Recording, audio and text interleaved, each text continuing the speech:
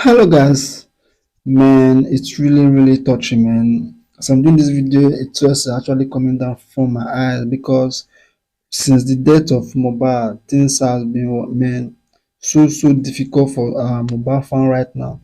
Please, I will just give you a time to watch this video you're about to watch because I cannot watch this video alone.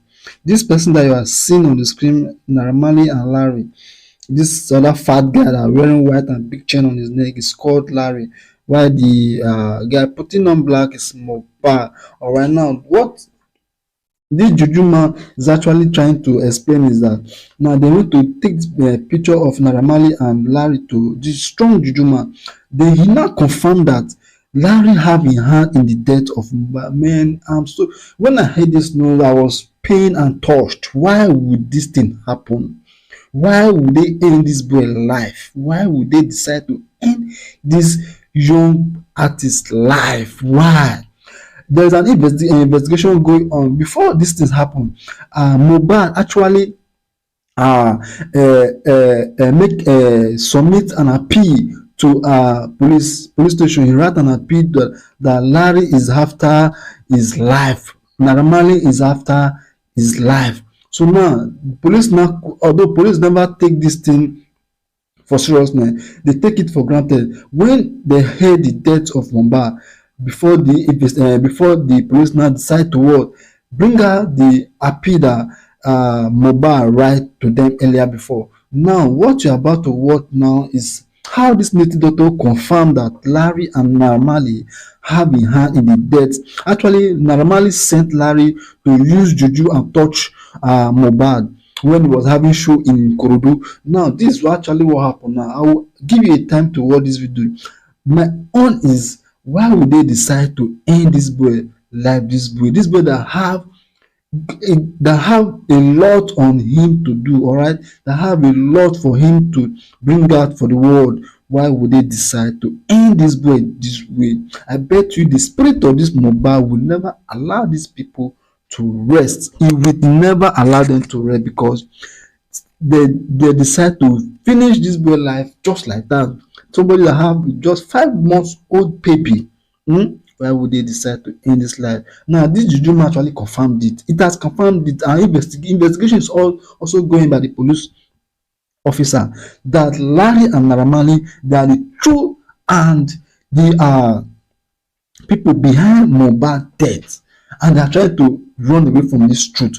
The truth must be unfold. This juju man actually said this, and this is what he said. He said, "You please, I'll give you a time to watch it so that you see. Please, if you do not understand Yoruba, make sure you give this video to somebody that understand Yoruba to what interpret whatsoever this native doctor said about Naira and Larry." All right, so please, I will just give you time to watch this video so that you understand what is actually going on. Man, I'm really pained. Tears is actually falling down from my eye.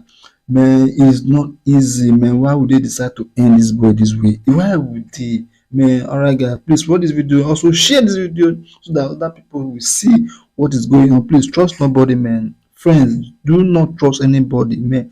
Run away from friends. Run away from friends. Don't trust anybody. All right, you can have friends, but do not trust any. All right, guys, please stay tuned and watch this video to the end. Thank you, guys. Kí ẹ̀yin ọmọ Nàìjíríà o, ọ̀rọ̀ Sam Larry Naira Marley ọ̀nà làgbé wá síwájú yín. Kò sí nǹkan tí ọ̀bọ yìí fi ṣe mí sínú lọ́jísìkì, kò sí nǹkan tó fi ṣe mí.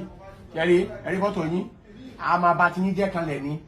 Ọmọ tẹ́ pa yẹn, ìwọ lórí burúkú tó ṣe inú bọ̀ bí irun bò, kété ìwọ tó pe ra Sam Larry tó yẹ pé alágbe ni ẹ́, ṣe ló máa ń tọrọ jẹ.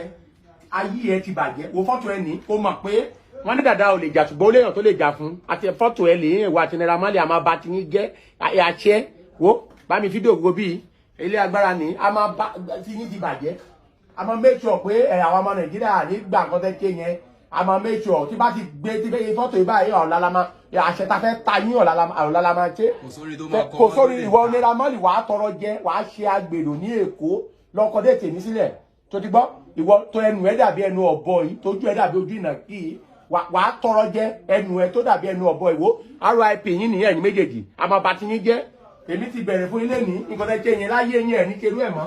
Nàìjíríà lèmi rí wípé tẹ̀yàn bá ti lówó èèyàn máa fowó ọ̀pẹ́ẹ̀sì èèyàn, ṣùgbọ́n ilé tẹ̀ ṣe yìí o ìwọ Naira Marley tó tójú bí ojú ọ̀bọ orin tó ń kọ bí òmòrin ìyá tó ń kọ orin tó ń kọ kò ní mí nìrí àwọn tó ní ilé ayé wọn ti padà lẹ́yìn ẹ̀ àwọn àgbàlagbà tó wà lẹ́yìn ẹ̀ tẹ́tẹ́ tán jẹ́ kó máa dún fún àwọn ìyá mi ọ̀pá kí àlàtí wọn ti padà lẹ́yìn ẹ̀ àṣìṣe báyìí ló máa ń béwúrẹ́ tó fi ń bá ìyá ẹ̀sùn àṣẹ ló ń bò nǹkan tó nǹkan fi ń bá ìyá ẹ̀sùn láti ní lọ báyìí àṣẹ lábẹ̀ sí ní bá ẹ máa ṣàṣẹ àṣẹ lábẹ̀ sí ní bá ẹ tó bá ti lù ú òní kò ní dún fún ẹ mọ́ òní rí bá ti ṣe òní lọ́nà gbígbà ṣe ni wàá tọrọ jẹ wàá tọrọ kú Naira Marley ìwọ Naira Marley àrùn Sam Lary tẹ lọ pa Mohbad ayé yín ò ní lóyún ayé yín ò ní níyọ̀ lọ́nà ìṣúná lóògiri òkò onílé oríta atakédé fẹ́ yín ẹlẹ́sìsì màdò wọ́n ní dìgbàdìgbà ẹgbọ́ tí yẹn fún mi wọ́n ní dìgbàdìgbà bẹ́ẹ̀ la máa ń lùlù èṣù láti ní lọ èṣù mi ò mo pè ọ́ èṣù olóògbé mo pè ọ́ atakédé fẹ́ yín ẹjọ́ Naira Marley àti Sam Lary ni mo wá fi sùn ẹ́ o wọ́n ní àṣìṣe báyìí ló máa ń bọ́jọ́ tọ́jọ́ fi ń yọ àṣìṣe ló máa ń bọ́jọ́ tó fi ń ṣu ń yọ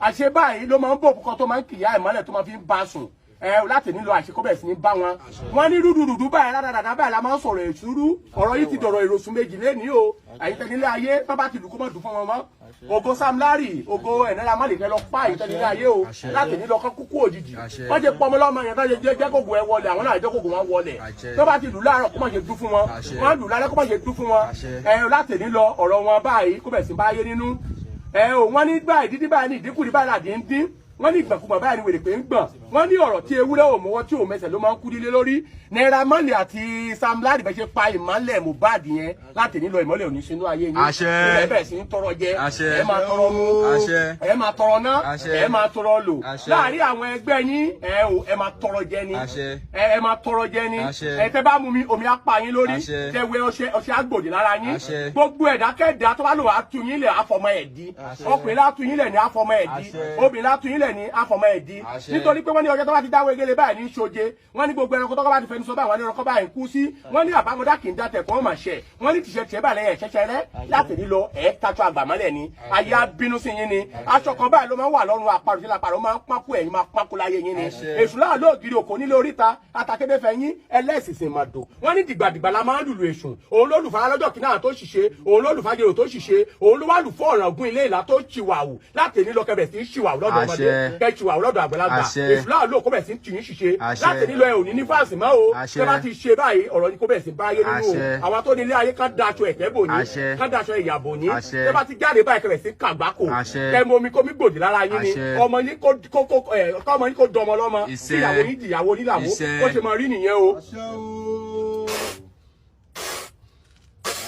Àṣẹ wà.